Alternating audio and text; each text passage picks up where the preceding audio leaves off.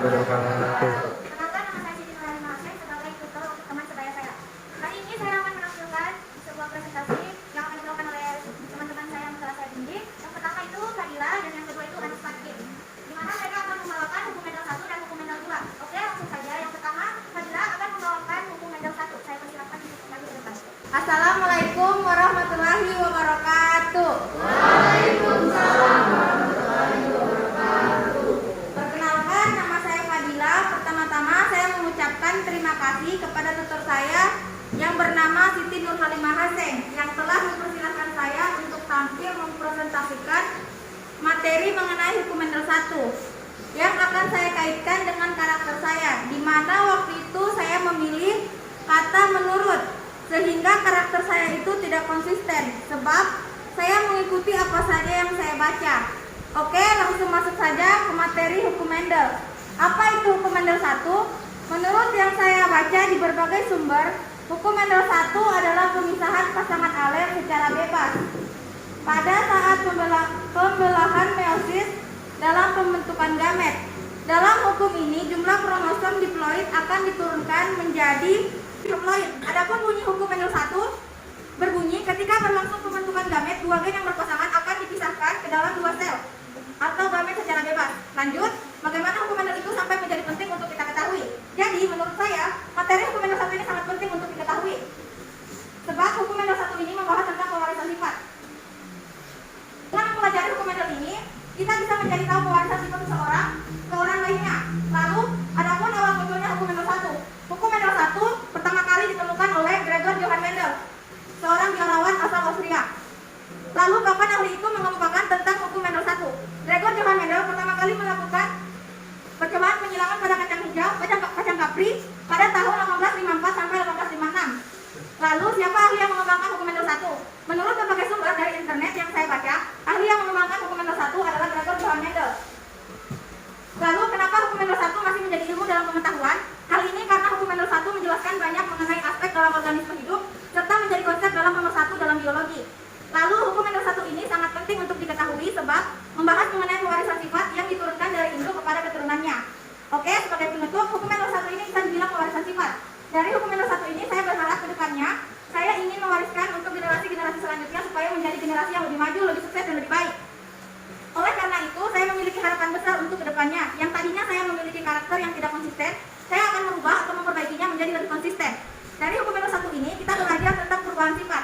Saya ingin seperti hukum Mendel, ingin merubah sifat saya menjadi lebih baik dari sebelumnya, agar pada suatu saat nanti saya ingin memiliki keturunan atau anak yang memiliki sifat yang baik dan hatinya yang tulus, agar menjadi generasi yang sukses, dan ia juga bisa menjadi contoh yang baik untuk orang-orang.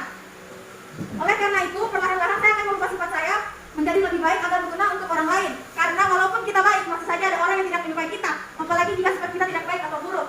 Ya, itulah presentasi dari saya, kurang dan lebihnya mohon dimaafkan. Wassalamualaikum warahmatullahi wabarakatuh. Oke, itulah tadi penampilan dari teman saya, Fadila.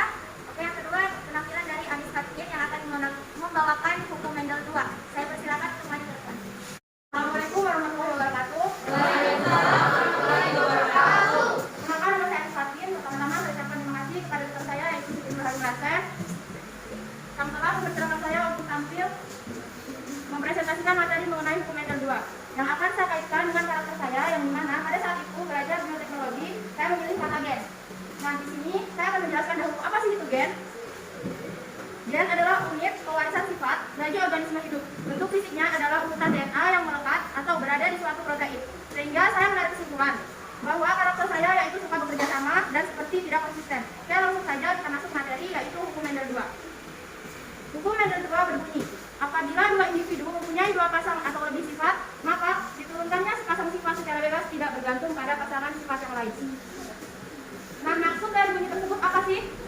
Ya, maksud dari bunyi tersebut adalah berbeda dengan hukum Mendel 1. Maka, hukum Mendel 1 ini menjelaskan mengenai pemisahan gen dalam pasangan alel dari satu sifat yang berbeda. Sedangkan hukum Mendel 2 atau hukum asosiasi bebas menjelaskan mengenai dua atau lebih sifat yang berbeda, tidak mempengaruhi atau bergantung pada sifat yang lain. Dengan kata lain, alel dengan gen sifat yang berbeda tidak saling mempengaruhi.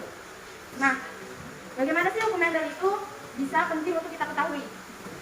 Hukum Mendel perlu untuk kita ketahui sebab hukum Mendel 2 ini membahas tentang pengelompokan gen intelijen secara bebas dengan mempelajari hukum ini, maka kita dapat mengetahui pewarisan sifat yang dikelompokkan secara bebas.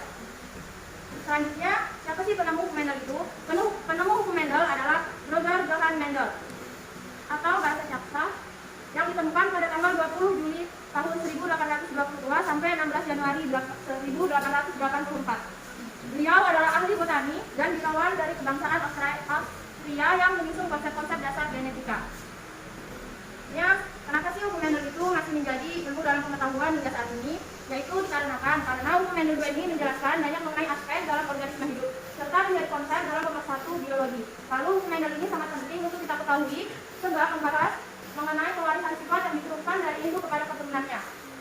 Ya, sebagai penutup, di sini saya dikarenakan hukum Mendel 2 adalah merupakan suatu perubahan sehingga saya insya Allah ingin memiliki harapan yang besar ke depannya untuk menjadi pribadi yang lebih baik lagi untuk ke depannya dan dapat mewariskan suatu perubahan besar untuk ke depannya yang lebih baik lagi. Sekian presentasi dari saya. Sekian kami yang mengucapkan. Wassalamualaikum warahmatullahi wabarakatuh. Waalaikumsalam warahmatullahi wabarakatuh.